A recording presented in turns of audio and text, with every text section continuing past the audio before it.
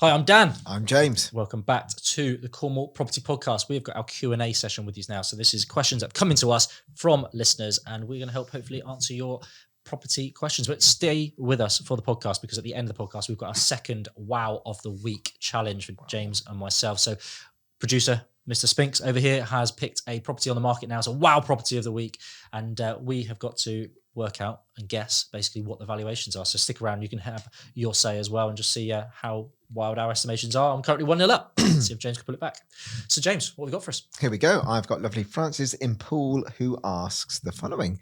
I have a 4-bed buy-to-let property in Camborne where the family renting are moving out. I'm contemplating turning this property into a HMO, but I'm unsure if I should be offering all-inclusive bills as a package or excluding bills. What would you guys recommend? Good question. Very much so. Good position to be in as well, Francis. Obviously, I'm assuming you're going to go HMO because you're wanting a better cash flow, because you did have a family in there, but you not wanting that anymore. We have HMOs, James and I, that is. Again, what is a HMO? House of multiple occupancy. Multiple occupancy is a house where you've got 3 or more people from different households living together under one roof. That is the definition of a HMO. So here you've got, was it a 4-bedroom? 4-bedroom buy-to-let.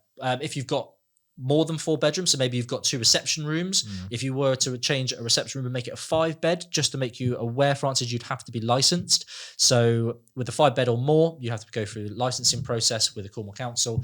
Again, definitely worth, even though you've only got 4, I would still look at the rules and regulations around the 5-bed licensing program, because I think it's just good practice, fire doors, self-closers and all this sort of thing. But all bills included.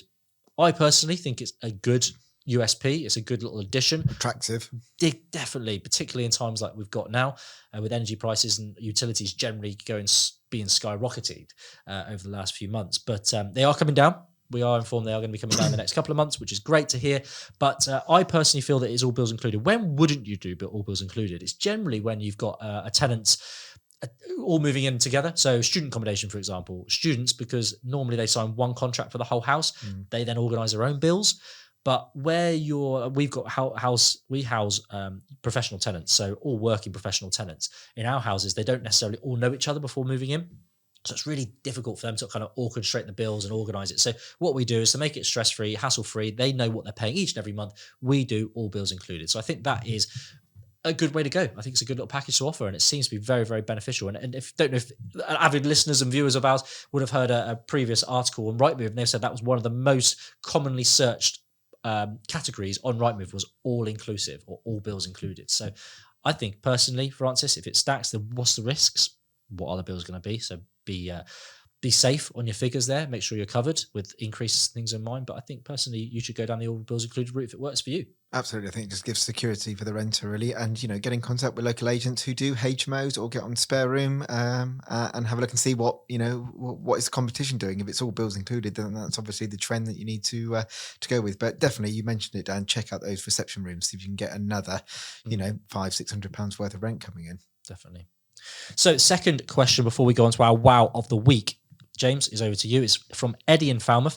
And Eddie asks, I have never had a buy-to-let mortgage and looking at getting one for an investment property. Fantastic.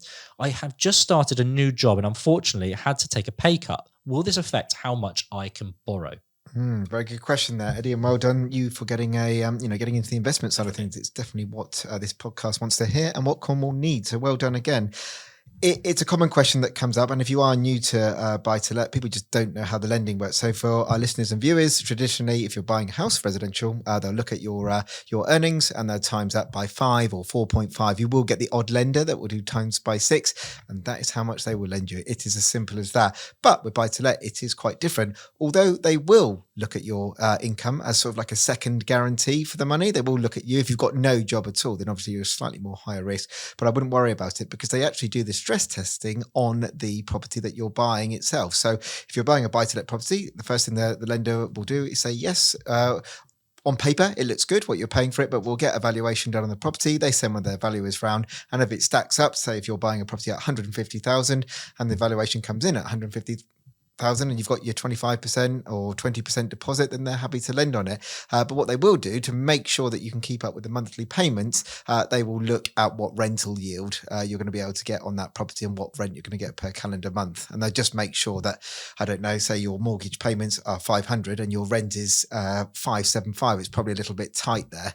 And then if you couldn't meet those payments because you had a void and the tenants were, moving in or moving out, how are you going to be able to, do that with the affordability? But back to your question, sorry to hear about the pay cut, but hopefully you're going to enjoy your new job. I wouldn't worry about it. Just make sure you get the property that is going to rent really well. And you can do that by asking the agents in the local area. Definitely. And what we've had in the past, and great answers there, is where our rental, what we've said in the on the due diligence side of it, well, this is the rental amount we're going to receive. The value would turn and say, well, actually, no, that's not what I believe it's going to be achieving. Well, if you can evidence and back up with potentially an AST, a signed contract with the tenant via an agent, or if you're doing it privately, make sure you're doing it the right route. But if you can back up the rents you are achieving, it can obviously then go a long way to actually, look, I am getting this rent. So that you might say, I'll get £900 a month, but the valuer says, oh, no, rents in this area only get £8. Well, if I've got someone signed up for £900 a month and you can prove it, then that will help big time. Yeah. And just definitely where you're looking to buy at the moment, Cornwall is desperate for the private rental housing sector. So, rents are very good anyway. So you're not going to have any issues with that. It's not like, there's loads of rentals available. There is lack of them. So definitely. People are paying more. So I think you'll be fine. Good luck with it, Eddie. And the job. Yeah. Definitely. Right. Wow. The week time. Here we go. So 1-0 down. Sorry, I won't repeat that too many times. That's a bit sour. You've done it a fair few times, but let's carry on, shall we? Mr. Spinks, what have we got? Yep. So as you guys know, this is one of our new features, Wow of the Week, where Dan and James go head to head to see if they can value a property correctly. This is a tricky one this week. As I mentioned last time, we don't give you all the photos. You have no floor plan. All you get is a very limited bit of information and a handful of pictures. And this one this week is a lovely property in St. Just. It's a tricky one, guys. Have a look. Good, definitely. But as we go through this as well, we get 60 seconds. Please, guys, you at home listening, watching, do put in the comments what you would value this property at as well. So are you ready for the timer? Let's do this. Here we go. 1 minute on the clock. 3 bed, 2 bath, detached. Look at that. Lovely, isolated, on their own.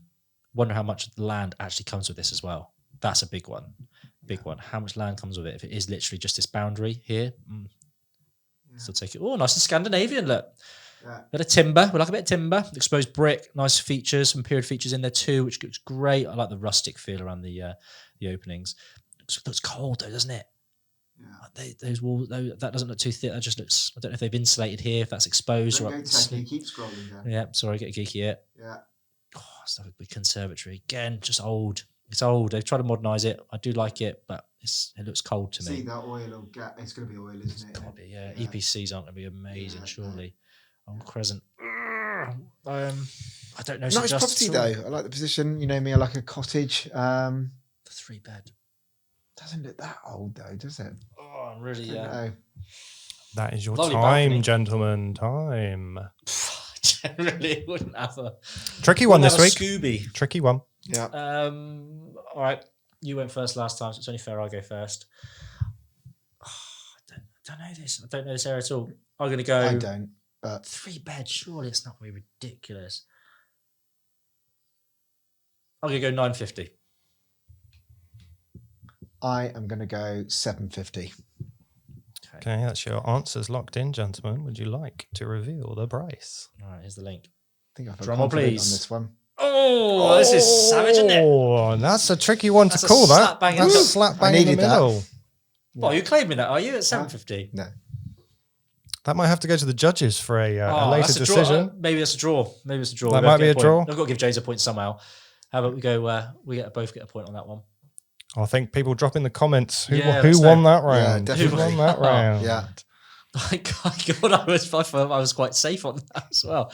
Guys, do let us know your comments, what you value that at. Were you close? Were you near like us? Did you get the same as us? Be interested to hear, but hope you enjoyed that. Wow. Thanks for picking that one out, Mr. Spinks, as well. Guys, if you haven't already, please do like, share, subscribe to the podcast. It helps us endlessly with the value, and it helps us get our reach and our message out there as well. But if you have already, well done. If you haven't already, that's your homework. Please do give us that support. Comments, likes, shares, just get it out. Help get that podcast out there. Be really, really appreciated. Absolutely. And just remember, you can do that by going on to our Facebook and Instagram pages. And also you can email us on podcast at cl-property.com. But yeah, please do just keep sharing us. We can't say it enough. And without you guys, we wouldn't have the podcast. So let's push it out to the masses. Fantastic. Guys, it's goodbye from me. Bye from me.